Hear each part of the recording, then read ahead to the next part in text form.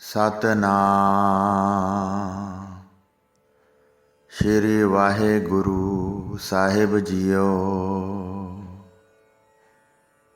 परम सन्मानियो गुरु रूप गुरु खालसा साध संगत जी, वाहिगुरु जी का खालसा वाहिगुरु जी की फतेह। हों हर बाज उडीणियां मेरी जिंदड़िए, ज्यों जल बिन कमल उदासे राम। मैं वाहिगुरु तो बिना निमो झुणी ते उदासीन हाँ, राम परमेश्वर दे मिलन नूं इयों उदास हाँ जिवें कमल फुल जल तो बिना कुमला जाता है। गुर पूरा मेलाया मेरी जिंदड़िए, हर सज्जण हर प्रभ पासे राम। हे मेरी जिंदे हर हर सज्जण प्रभु राम दे पास पूरिया गुरां ने मिलाया है। धन धन गुरु हर दसिया मेरी जिंदड़िए, जन नानक नाम बिगासे राम। हे मेरी जिंदे इसलिए गुरु धन धन अते धनता योग हैं जिन्हां ने हरि दसिया है। गुरु जी फरमाउंदे हन कि असीं तां राम राम का नाम जप के आनंद सहित हो गए हाँ।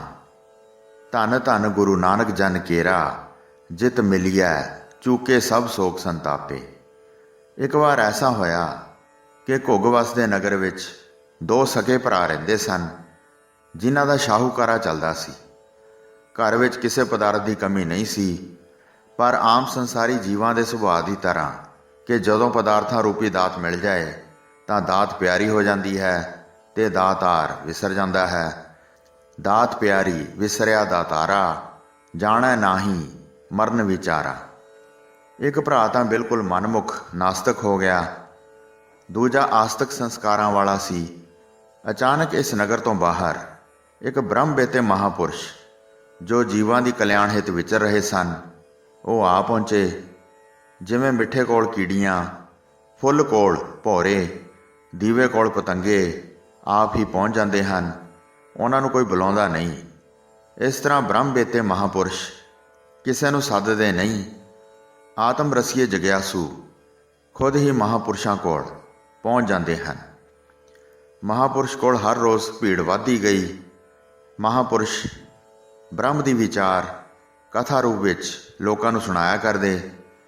कुछ समय लई बेनती करके महापुरुषां ने सत संगत दा लाभ लैण लई सारे नगर निवासियों नूं प्रेरिया। एक दिन महापुरुषां ने पुछया कि भाई तुहाडे नगर विच कथा सुनन तो कोई वांझा तां नहीं रहा?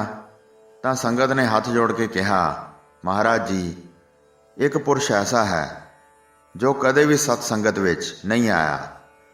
तां महापुरुषां दे पुछण तो कौन है ऐसा शख्स? तां लोकां ने दस्या कि इस शाहूकार दा भरा है। महापुरुषां ने उसदे भरा नूं सुनेहा दिता, पर वह नास्तिक ना आया। फिर कुछ सतसंगी गए, पर उसने अगों बुरे भले शब्द कहे। अखीर नूं महापुरुषां ने सोचा कि वैद डॉक्टर की तरह अपना धर्म देखदिआं कि मैनूं खुद ही जाना चाहिए है। शाहूकार दे मन नूं प्रेर दिता ते उसने बेनती की कि महापुरुषो, मेरे घर चरण पाओ ते एक दिन लंगर संगतां मेरे घर छकण, जिस बहाने मेरा घर पवित्र होवे। जिस तरह कबीर जी कहते हैं, कबीर जा घर साध न सेविए, हर की सेवा नाहे। ते घर मरहट सारखे, भूत बसे तिन माहे। नियत समय ते महापुरुष पहुँचे, भोजन छकिया, वाहिगुरु दे शुकराने दे वजों सलोक पढ़िया गया। फिर महापुरुष नूं ख्याल आया कि इसदा एक होर भरा जो कदे भी सतसंगत विच नहीं आया ते अज संगत विच साडे कोल भी नहीं आया, इस दे घर संगत आई हुई है, इसलिए उसका भी भला होना चाहिए है। महापुरुषां ने पुछया कि भाई, तेरा भरा तां कदे संगत विच साडे कोल नहीं आया, पर अज तो संगत ही तुहाडे घर आई है। घर आई गंगा का लाभ उठाना चाहिए है।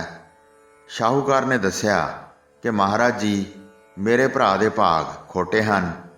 पहला मेरे नाल लड़िया, दुरबचन बोलदा कह रहा सी कि तू साधां दीआं पूंछां खिच्ची फिरदा है ते नाल ही तुहानूं पूंछ वाला पशु बना दिता।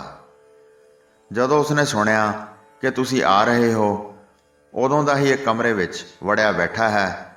ਉਸ ਦਾ ਇੱਕ ਨਿਯਮ ਹੈ ਕਿ ਉਹ ਅੱਖਾਂ ਨਾਲ ਕਿਸੇ ਵੀ ਸੰਤ ਦੇ ਦਰਸ਼ਨ ਨਹੀਂ ਕਰਦਾ। ਜਿੱਥੇ ਲੁਕਿਆ ਬੈਠਾ ਸੀ, ਸੰਤ ਜੀ ਸੰਗਤ ਸਮੇਤ ਉੱਥੇ ਜਾ ਪਹੁੰਚੇ। ਸੰਤਾਂ ਨੂੰ ਦੇਖ ਕੇ ਉੱਠਿਆ ਨਾ, ਬੈਠਾ ਹੀ ਰਿਹਾ।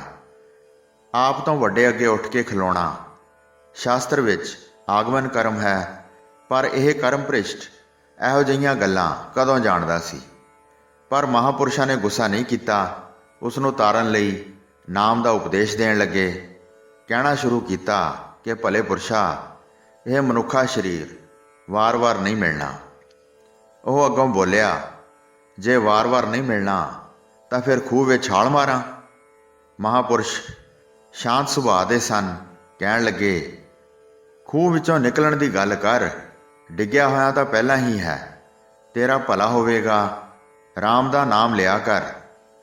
ਪਰ ਅੱਗੋਂ ਪਟਕ ਦੇ ਕੇ ਪਰਮਾਤਮਾ ਨੂੰ ਗਾਲੀ ਦਿੰਦੇ ਹੋਏ ਕਹਿਣ ਲੱਗਾ, ਮੈਂ ਨਹੀਂ ਲਊਂਗਾ ਨਾਮ ਸਾਲੇ ਰਾਮ ਕਾ।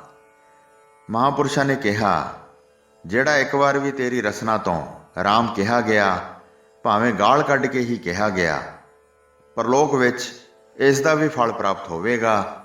ਕੁਝ ਦਿਨਾਂ ਬਾਅਦ ਤੇਰੀ ਮੌਤ ਹੋ ਜਾਏਗੀ। ਜਮ ਮਾਰਗ ਦੀ ਵਿਆਖਿਆ ਕਰਦਿਆਂ ਕਿਹਾ ਕਿ ਬਹੁਤ ਦੁੱਖ ਮਿਲਣੇ ਹਨ। ਅਖੀਰ ਧਰਮਰਾਜ ਦੀ ਕਚਹਿਰੀ ਪਹੁੰਚ ਕੇ ਤੇਰੇ ਕਰਮ ਪਾਪ ਅਤੇ ਪੁੰਨ ਦਾ ਲੇਖਾ ਕਰਕੇ ਧਰਮਰਾਜਾ ਪੁੱਛੇਗਾ ਕਿ ਸਾਰੀ ਜ਼ਿੰਦਗੀ ਜੋ ਪਾਪ ਕਰਮ ਕੀਤੇ ਹਨ, ਉਹਨਾਂ ਦਾ ਫਲ ਨਰਕ, ਅਤੇ ਇੱਕ ਵਾਰ ਜੋ ਗਾਲ ਕੱਢ ਕੇ ਰਾਮ ਦਾ ਨਾਮ ਲਿਆ ਸੀ, ਉਸ ਦਾ ਫਲ 4 ਘੜੀ ਬੈਕੁੰਠ ਦਾ ਸੁੱਖ ਹੈ। ਉਹ ਕਹੇਗਾ ਕਿ ਬੈਕੁੰਠ ਦਾ ਸੁੱਖ ਪਹਿਲਾਂ ਲੈਣਾ ਹੈ ਜਾਂ ਬਾਅਦ ਵਿੱਚ। ਤੂੰ ਕਹੀਂ ਕਿ ਅਗਰ ਰਾਮ ਕਹਿਣ ਦਾ ਮਹਾਤਮ ਹੈ, ਇਸ ਦੇ ਬਦਲੇ ਸੁੱਖ ਨਹੀਂ, ਮੈਂ ਤਾਂ ਬਦਲੇ ਵਿੱਚ ਪੈਸੇ ਲੈਣੇ ਹਨ, ਇਸ ਦਾ ਮੁੱਲ ਦਿਓ। ਤੂੰ ਇਸ ਗੱਲ ਨੂੰ ਯਾਦ ਰੱਖੀ। ਜਦੋਂ ਥੋੜ੍ਹੇ ਦਿਨਾਂ ਬਾਅਦ ਮਰਿਆ, ਧਰਮਰਾਜ ਦੇ ਪੁੱਛਣ ਤੋਂ ਕਹਿਣ ਲੱਗਾ ਕਿ ਮੈਨੂੰ ਨਾਮ ਦਾ ਫਲ ਨਹੀਂ, ਮੁੱਲ ਚਾਹੀਦਾ ਹੈ। ਇਤਨਾ ਸੁਣ ਕੇ ਧਰਮਰਾਜ ਚੱਕਰ ਵਿੱਚ ਪੈ ਗਿਆ ਕਿ ਮੈਂ ਕੌਣ ਹਾਂ ਰਾਮ ਦੇ ਨਾਮ ਦਾ ਮੁੱਲ ਪਾਉਣ ਵਾਲਾ। ਬ੍ਰਹਮਾ ਸ਼ਿਵ ਜੀ ਦੇ ਕੋਲ ਜਾ ਕੇ ਭੇਦ ਨਾ ਖੁੱਲਿਆ ਤਾਂ ਸਾਰੇ ਦੇਵਤੇ ਇਕੱਠੇ ਹੋ ਕੇ ਪਰਮੇਸ਼ਰ ਦੇ ਦਰ ਲੈ ਗਏ। ਪਰਮੇਸ਼ਰ ਨੇ ਕਿਹਾ ਕਿ ਮੇਰੇ ਕੋਲ ਛੱਡ ਦਿਓ, ਤਾਂ ਦੇਵਤੇ ਵਾਪਸ ਚਲੇ ਗਏ। ਰਸਤੇ ਵਿੱਚ ਨਾਰਦ ਮਿਲਿਆ ਤਾਂ ਸਾਰੀ ਕਹਾਣੀ ਦੱਸੀ।